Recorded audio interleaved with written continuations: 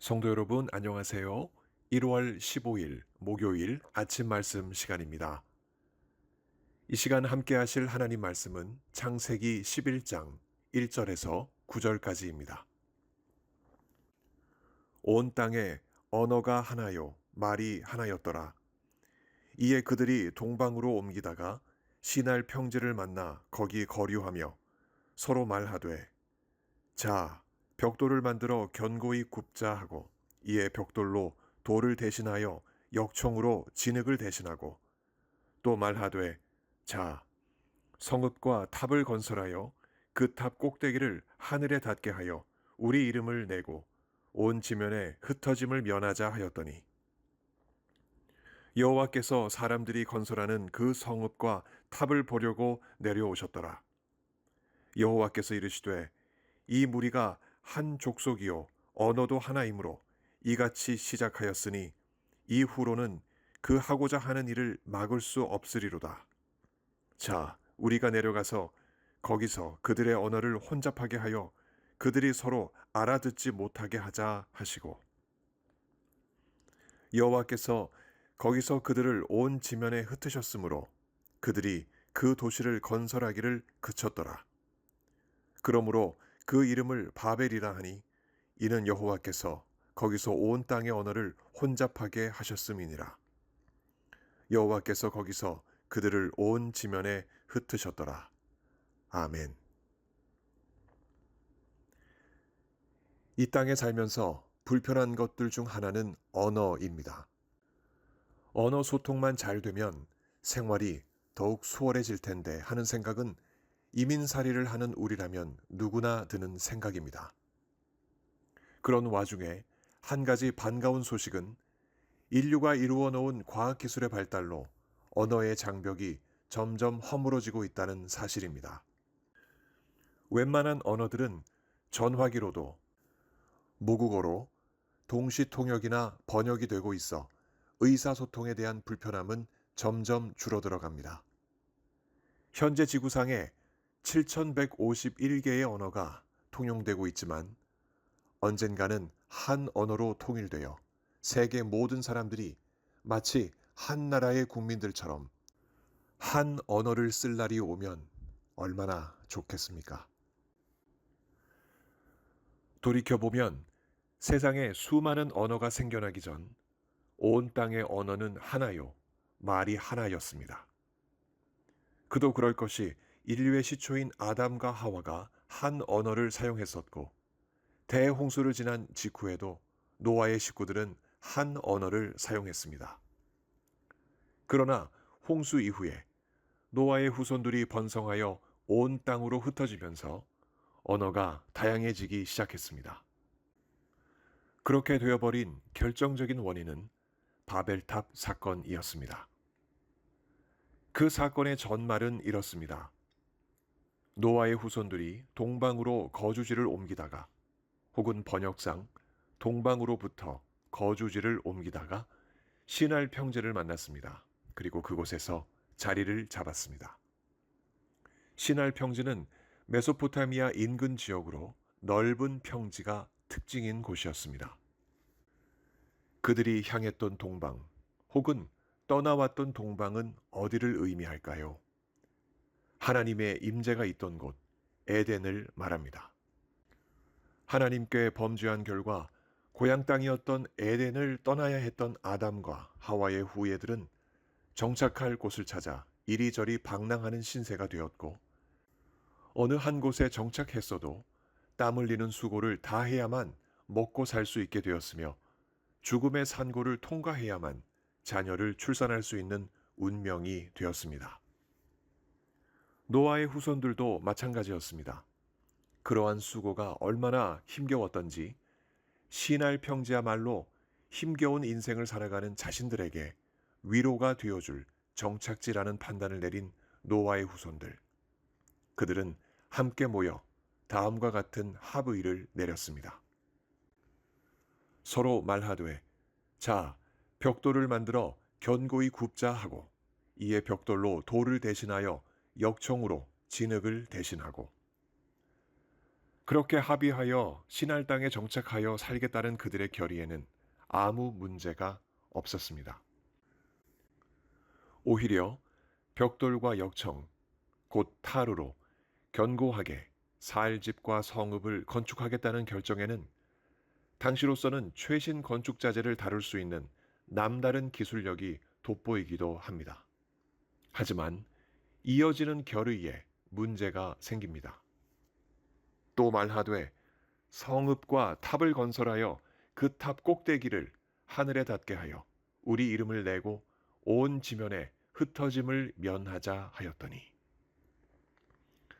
성읍을 짓는 데에 무슨 문제가 있었겠습니까? 그러나 탑 건축에는 문제가 있었습니다. 이 탑은 신을 만나는 신전을 의미합니다. 당시 사람들 마음속에 여전히 하나님을 의식하는 마음이 있었다는 것을 이 표현에서 우리는 알 수 있습니다. 그러나 그 마음이 하나님을 경외하고 섬기는 방향으로 나아가지 않고 오히려 대항하는 방향으로 나아갔다는 점이 문제였습니다. 그들은 어떻게 하나님께 대항했습니까? 첫째, 신전탑을 계단식으로 쌓아 올려 하늘에 닿게 하여 자신들의 이름을 만들어 내는 것이었습니다. 그 이름은 무엇을 의미할까요? 이제는 하나님 앞에서 끌려다니지 않고 자신들 뜻대로 당당하게 살아보겠다는 포부를 드러내는 것이었습니다. 그러나 산이 아무리 높다 해도 하늘 아래 산에 불과하듯 신전탑을 아무리 높게 쌓은들, 그래서 그들의 이름을 만들어서 자랑한들 어찌 광대한 하늘에 닿을 수 있겠습니까? 그 함량 미달의 이름이 어찌 전능하신 하나님의 이름에 도전장이 될 만하겠습니까? 그들의 대항 두 번째입니다. 그렇게 자신들의 이름을 만들어 그들이 온 지면에서 흩어짐을 면하고자 한 것이었습니다. 뿔뿔이 흩어져서 자손들이 고생하며 살기보다는 한 곳에 옹기종기 모여 살면서 서로를 돌아보는 것이 덜 고생스러웠을 것입니다. 그러나 당시로서는 노아 자손들이 온 지면에 흩어져서 사는 것이 조상인 노아에게 주셨던 하나님의 명령이었습니다. 9장 7절입니다. 너희는 생육하고 번성하며 땅에 가득하여 그 중에서 번성하라 하셨더라. 까닭에 온 지면에 흩어짐을 면하기 위해 신전탑을 하늘 높이 건설하여 자신들의 이름을 내는 짓은 하나님의 명령에 정면으로 불순종하고 반역하는 행위였습니다. 이런 노아 자손들의 비행을 하나님은 어떻게 보셨을까요? 여호와 하나님께서 사람들이 건설하는 그 성읍과 탑을 보시려 내려오셨습니다. 그 현장을 직접 눈으로 보신 하나님은 다음과 같은 판단을 내리셨습니다.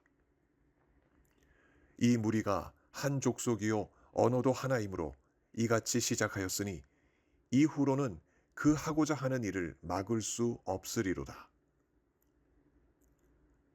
한 족속이요 한 언어를 가진 사람들이 악한 마음을 품고 하나님께 도전하는 일을 하나님이 두려워하셔서 이런 말씀을 하신 것일까요?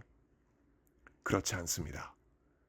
인간이 발전시키는 문화와 문명, 기술과 능력이 그들의 죄악을 증폭시키고 그 결과 인간이 하나님을 더 멀리 떠나는 것을 비유하자면 에덴이 있는 동방으로부터 더욱 멀어지는 것을 안타까워하셨기 때문입니다.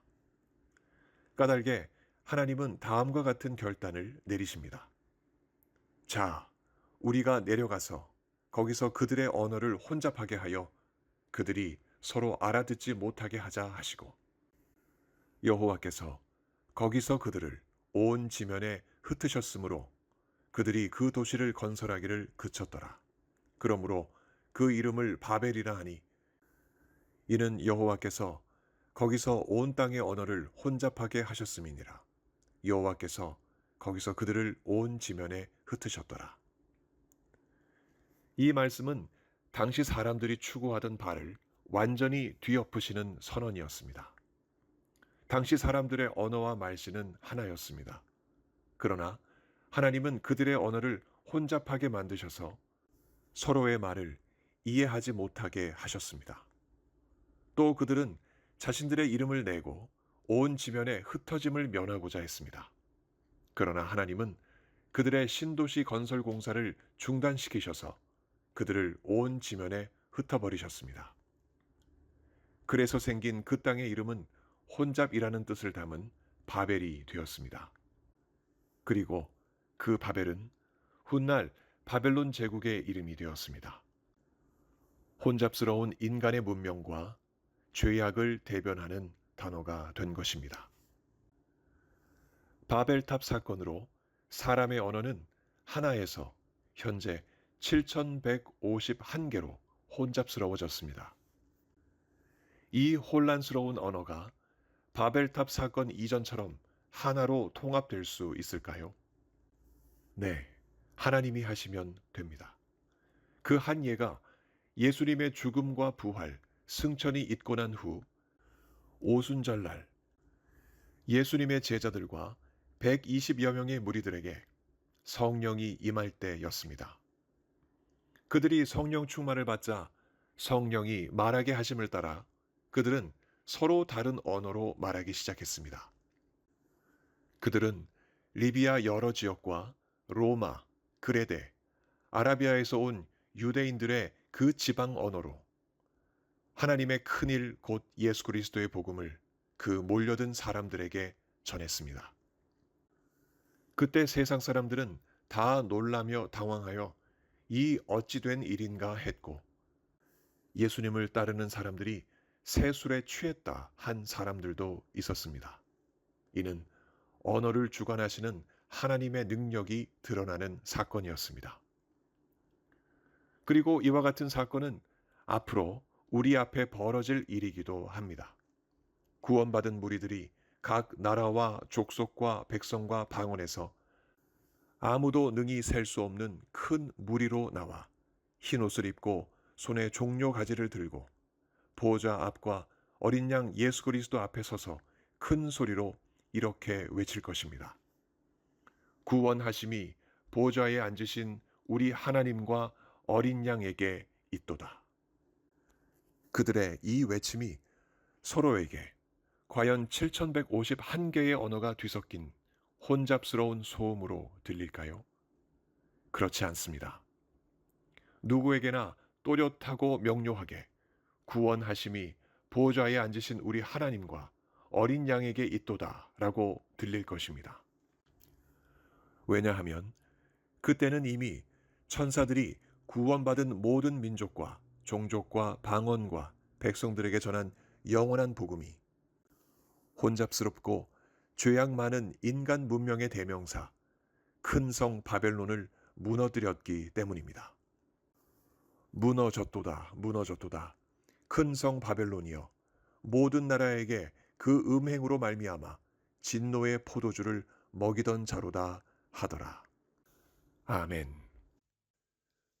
그날이 오기까지 우리는 비록 현재 혼잡스러운 언어와 문화로 대변되는 바벨론 속에 살고 있지만 그 속에서 방향을 잃고 혼란스러워하지는 않습니다.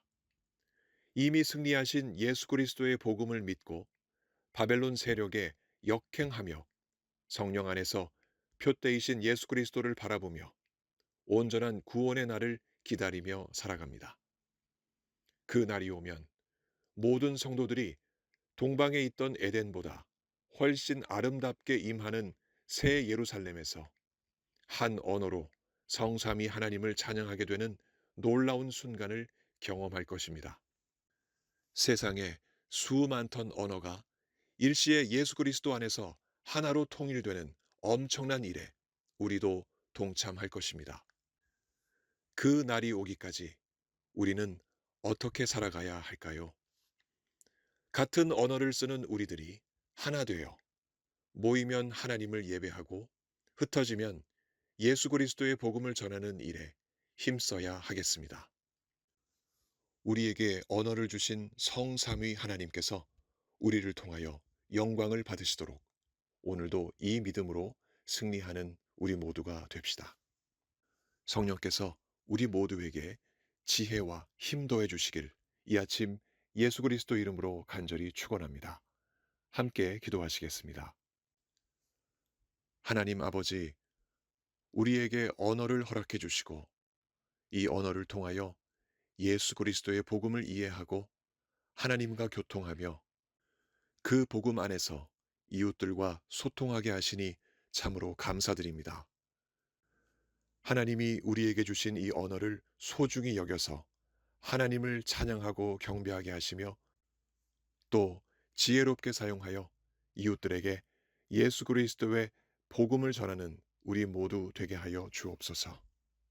몸이 아프신 성도님들 오늘도 만나 주옵시고 그 모든 아픔을 위로해 주옵시며 속히 고쳐 주옵소서.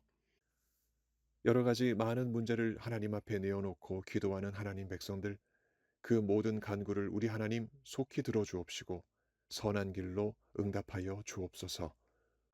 모든 것 감사드리며 우리 구주 예수 그리스도 이름으로 기도하옵나이다. 아멘.